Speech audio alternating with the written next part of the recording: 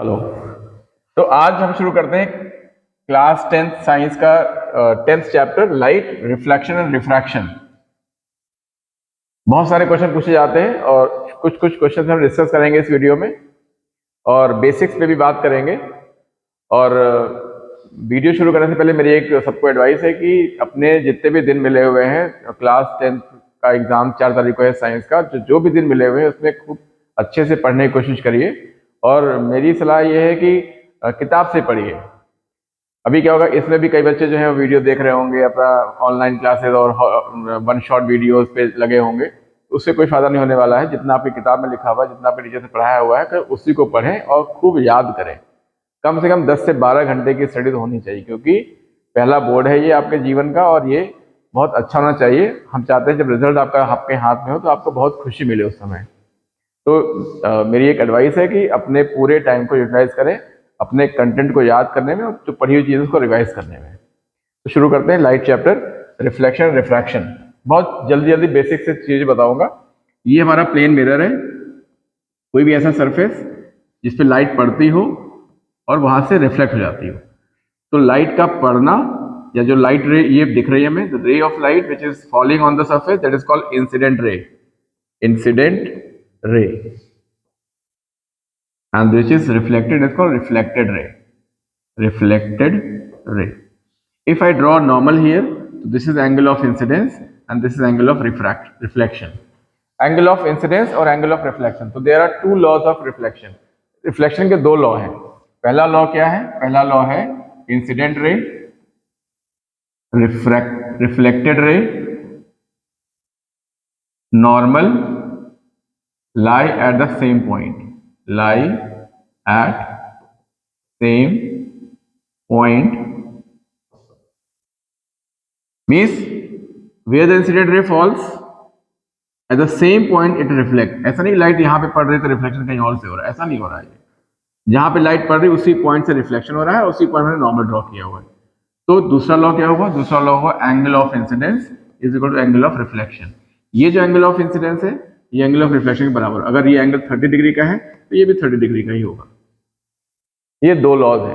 Incident ray वो रे जो फॉल कर रही है, रिफ्लेक्टेड रे वो रे जो रिफ्लेक्ट हो रही है, और इसके ठीक बीच में ड्रॉ किया नॉर्मल। तो ये बना angle of incidence, means angle between incident ray and normal is called angle of incidence. Angle between normal and reflected is called angle of reflection. तो angle of incidence is equal to angle of reflection. Clear हो रहा है सबको? ये दो laws हैं।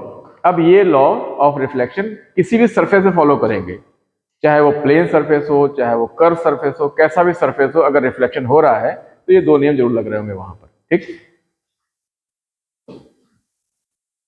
तो reflection to type का होता है।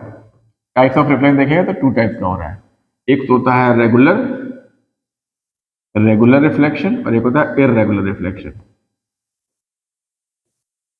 रेगुलर रिफ्लेक्शन में क्या होता है कि सरफेस स्मूथ होती है और रिफ्लेक्शन में सारे लॉज जो हैं वो फॉलो होते हैं। अगर ये देखें एंगल ऑफ इंसिडेंस रिफ्लेक्शन के बराबर है ये, और ये इंसिडेंट रे, ये रिफ्लेक्टेड रे, इंसिडेंट रे, ये रिफ्लेक्टेड रे, इंसिडेंट रे और reflected mean all the rays are following here and all the rays are reflecting following the law of reflection. This called is regular और स्मूथ रिफ्लेक्शन।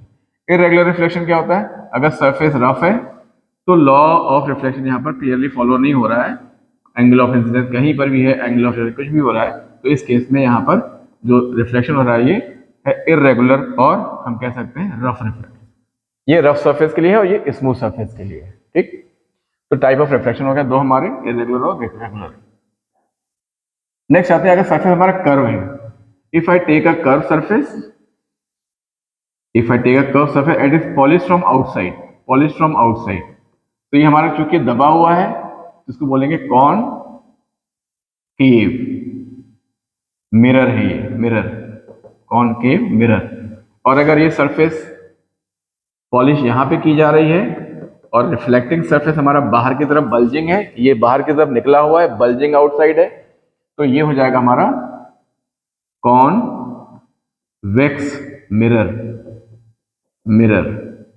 क्यों करें? क्योंकि पॉलिश है। ये वाला सरफेस कैसा हुआ? Polish surface. ये वाला सरफेस कैसा हुआ? Reflecting surface. ये वाला कैसा हुआ? Polish surface. ये वाला कैसा हुआ? Reflecting surface. यहाँ पे रिफ्लेक्शन होगा। तो ये कर्व सरफेस है। ये आपको ये बहुत इंपॉर्टेंट ध्यान रखना है कि जो रिफ्लेक्टिंग बॉडी है उसमें कहीं ना कहीं पर पॉलिश होगी। जैसे आपने देखा होगा अपने कोई भी ये स्पून है, स्पून का जैसे मान लीजिए स्पून है, ये स्पून है, ये स्पून है, ये तो इसका ये हिस्सा अंदर की तरफ गहरा दिख रहा है, तो ये जो है ये ऐसे इस शेप में है, ये ऐसे शेप में है, दबा हुआ अंदर से। और आप अपना चेहरा यहाँ देखोगे तो हमारे लिए कैसा होगा, कॉनकेव होगा। ये अगर इधर देखेंगे तो कॉन्वेक्स होगा। वेक्स मीन्स उभरा हुआ, केव मीन्स दबा हुआ। कोई बॉटल है, कोई कटोरी है, बाहर को निकली हुई है, वेक्स। अंदर की तरफ होगा तो केव, कॉनकेव, कॉन्वेक्स। ठीक, ऐसे मिरर होते हैं दो हमारे, कॉन्वेक्स और कॉनकेव मिरर। अगर ये कॉनकेव मिरर है, पॉलिश आउटसाइड है यहाँ पे, केव मीन्स दबा हुआ, हमेशा याद रखें केव मीन्स दबा हुआ। तो ये अगर ऐसा है तो ये जिस मिरर का हिस्सा है, ये जिस गोले का ये हिस्सा है मिरर, मैंने एक गोला बनाया, इसका ये सेंटर है, और अगर मैं इसको यहाँ पॉलिश कर दूं तो ये अंदर रिफ्लेक्टिंग सरफेस इसका होगा, ये रिफ्लेक्टिंग सरफेस होगा इसका, यहाँ पे रिफ्लेक्शन होगा। तो इस गोले का ये सेंटर है और मैंने इस मिरर को काट लिया यहाँ पर, तो ये जो मिरर बन रहा है, इस मिरर का जो सेंटर होगा वो इस गोले का सेंटर होगा। तो यहाँ पे एक नाम आता है centre of curvature.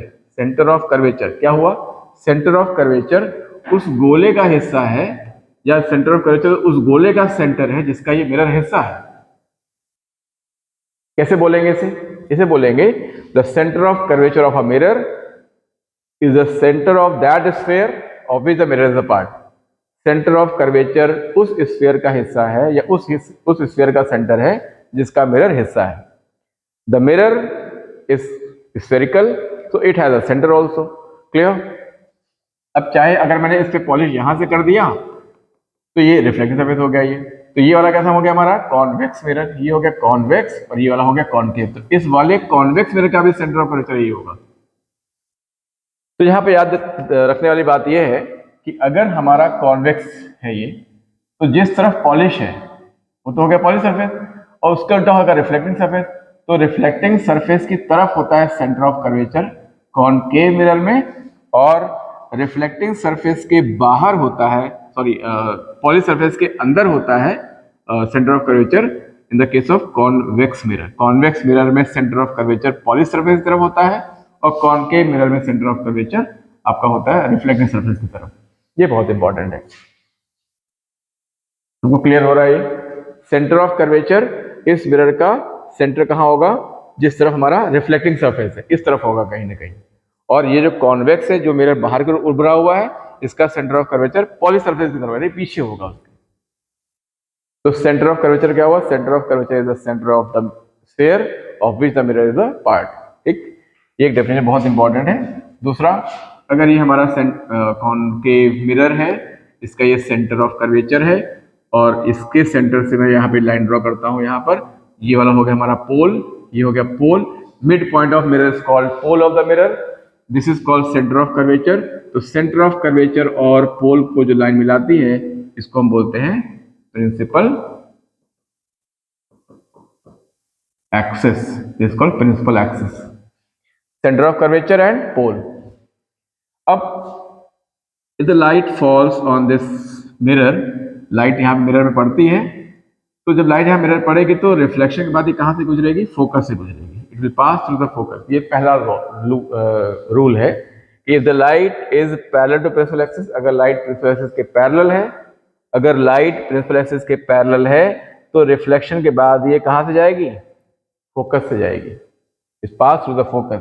And if I draw a normal, if I draw a line from this centre to this mirror, so this is normal, this is a normal, क्योंकि अगर मैं यहाँ पे एक टेंजेंट ड्रॉ कर दूं तो ये नॉर्मल हो जाएगा।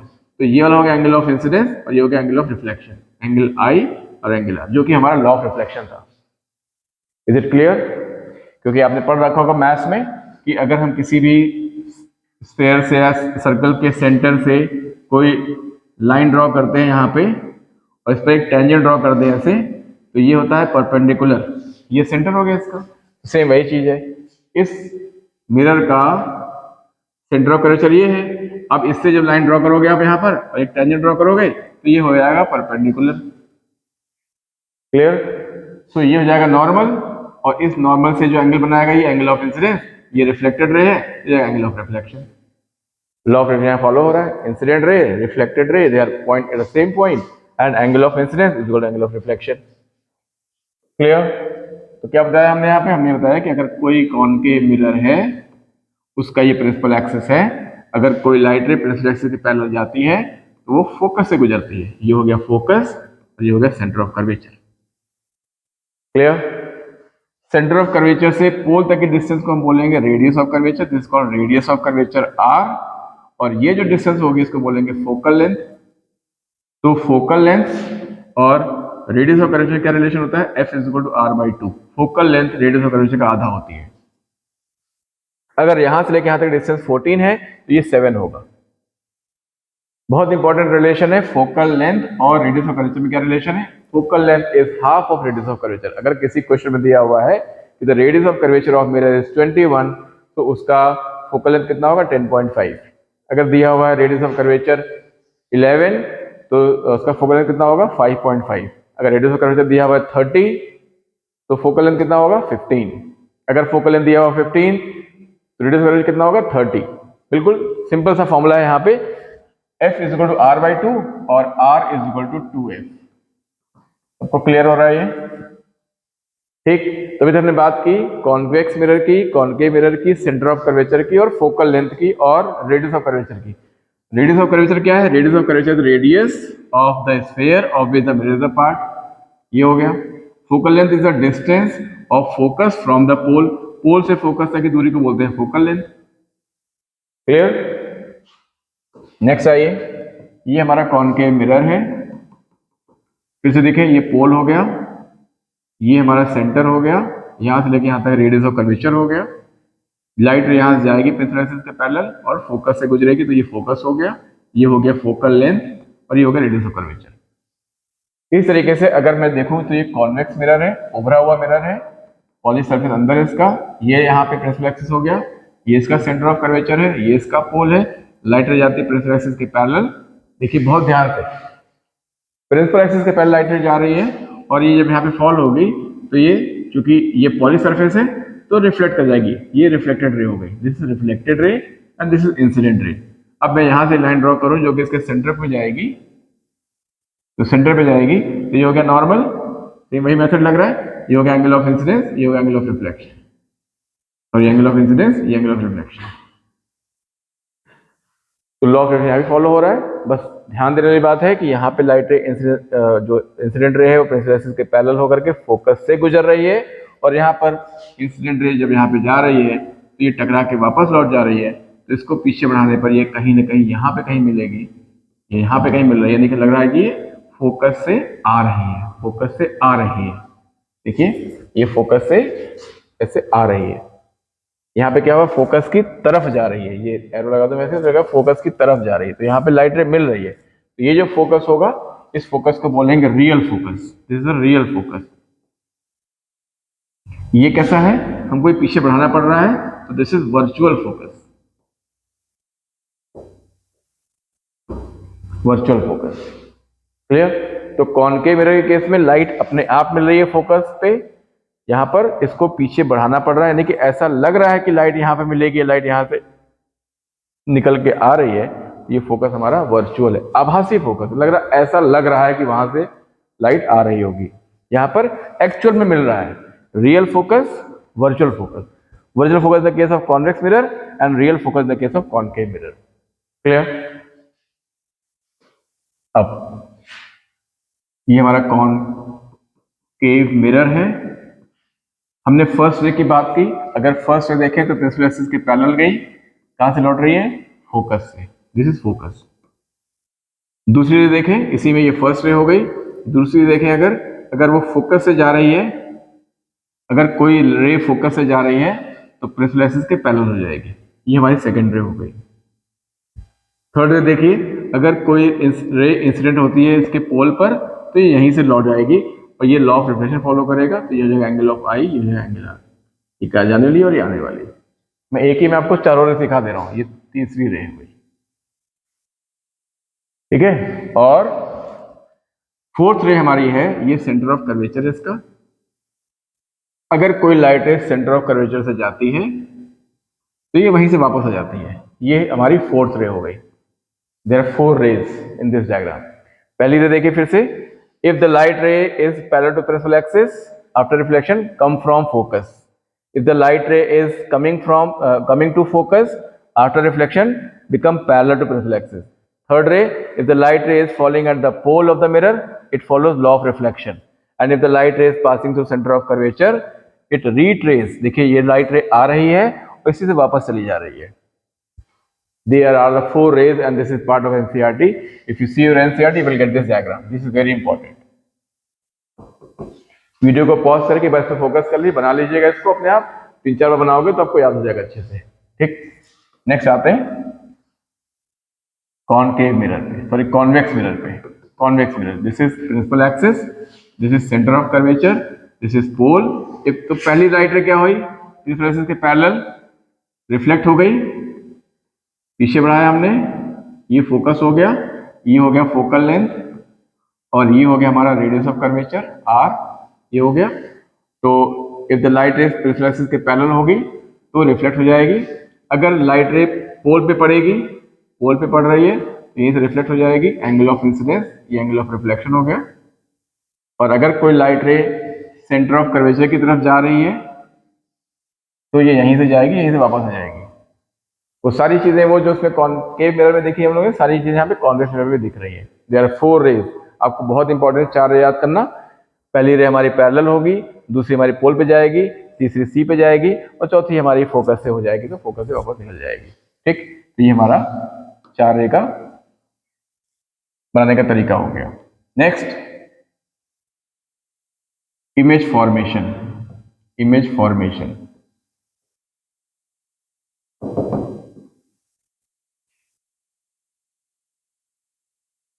this is the concave mirror, this is center of curvature and this is focus। तो ये हमारा हो गया 2 पॉइंट हो गए, और ये हो गया पोल। पोल, फोकस और सेंटर ऑफ कर्वेचर, हमको इन 3 पॉइंट को याद रखना है, पोल, फोकस और सेंटर ऑफ कर्वेचर। अब मान लो पहली हम ऑब्जेक्ट को रखते हैं यहाँ पर सी के बाहर, this is the position is called beyond C. Object कहाँ रखा हुआ है, बियॉन्ड सी के बाहर। तो पहली रे कैसे जाएगी, first will go parallel to the principal axis and कहां से निकलेगी, फोकस से निकलेगी, दिस पास थ्रू फोकस। दूसरी रे कहां से जाएगी, दूसरी रे हम ले जाते हैं फोकस से, फोकस ले जाइए तो ये become parallel to the principal axis. यहाँ जाएगी तो यहाँ पे कहीं मिल रहा है तो यहाँ पे इमेज बनेगी, ये इमेज हो जाएगी। अगर ये ऑब्जेक्ट ए बी है हमारा, ए बी, तो ये हो जाएगा हमारा ए डैश, हो जाएगा बी डैश। तो देखो ऑब्जेक्ट ये है, इमेज ऐसी बन रही है। तो कैसी इमेज बनी, इमेज हो गई इन्वर्टेड। कैसी हो गई, इन्वर्टेड। कहां बन रही है, बिटवीन सी एंड एफ। कैसी बन रही है, छोटी, ऑब्जेक्ट से छोटी, डिमिनिश्ड। ठीक, और कैसी बन रही, अपने आप लाइट रे मिली तो रियल, ये रियल। तो these are the characteristic of image. ये इमेज की कैरेक्टरिस्टिक है कि इमेज कैसी बनेगी। आपको बिल्कुल याद नहीं करना है, अपने आप बनाना है, उसी 4 रे को लेकर के बनाना है, और 4 रे में से कोई 2 रे आप ले लीजिए और आपकी इमेज बन जाएगी। पहली रे हमने लिया था प्रिंसिपल एक्सिस के पैरेलल और फोकस से निकाल दिया, दूसरी लिया फोकस से और पैरेलल कर दिया, जहां दोनों रे मिली वही इमेज बना दिया। इमेज अपने आप बन रही है तो रियल, उल्टी बन रही है इन्वर्टेड। कहां बन रही है, सी और एफ के बीच में, तो लिख दिया बिटवीन सी एंड एफ, और ऑब्जेक्ट से छोटी बन रही तो लिख दिया डिमिनिश्ड। ये हमारी इमेज की प्रॉपर्टीज हो गई। तो इसी तरीके से आपको सारे केसेस में ऑब्जेक्ट को आप चेंज करते चले जाओ। ऑब्जेक्ट आपने रखा है यहाँ पर सी के बाहर, अब रख दो सी पर, सी पर रख दो ऑब्जेक्ट एट सी, फिर रख दो आप सी एफ के बीच में, यहाँ रख दो, फिर आप रख दो ऑब्जेक्ट को फोकस पर, फिर रख दो फोकस और पोल के बीच में, और फिर रख दो इन्फिनिटी पर। तो कितनी पोजिशन हो गई, 1 2 3 4 5 और 6, 6 ऑब्जेक्ट की कंडीशन हो गई, पोजीशन हो गई। पहला ऑब्जेक्ट कहाँ रखा हमने, एट इन्फिनिटी, दूसरा कहाँ रखा हमने, एट सी, तीसरा कहाँ रखा, between C and F, fourth कहाँ रखा, एट एफ, फिफ्थ कहाँ रखा, फिफ्थ रखा हमने बिटवीन एफ एंड पी। तो 1 2 3 4 एंड 5, और एक रखा था हमने beyond C, 6th beyond C. Beyond C के बाहर इन्फिनिटी, सी के बाहर सी पर सी एफ के बीच में, फोकस और पोल के बीच में, सॉरी फोकस पर और फोकस और पोल के बीच में। तो हमारी 6 कंडीशन जहां पर आपको इमेज ड्रॉ करनी है। With the help of NCERT आप इसको बनाने की प्रैक्टिस करो, अपने आप बनाओ बार बार और चेक करो कि इमेज की प्रॉपर्टीज क्या हो रही है। हम यहाँ पे सारी इमेज को नहीं बना पाएंगे, but yes I had given you hint, you take only 2 rays. पहली रे कहाँ से ले जाओगे? प्रिंसिपल एक्सिस के पैरेलल। कहाँ से लाओगे? फोकस से। दूसरी कहाँ से ले जाओगे? फोकस से। हो जाएगी वो पैरेलल, जहां पे अपने आप लाइट रे मिलेगी इमेज वही बनेगी। जैसे इमेज बन रही वैसे आप लिख दो, ठीक। And if you try it 4-5 times, if you draw, and I am very sure that you can understand that what I am saying over here. Clear? So for next we will come again with the next video, and I will give you that how you solve the mirror formula to finding the object position, image position and focal length. Thank you.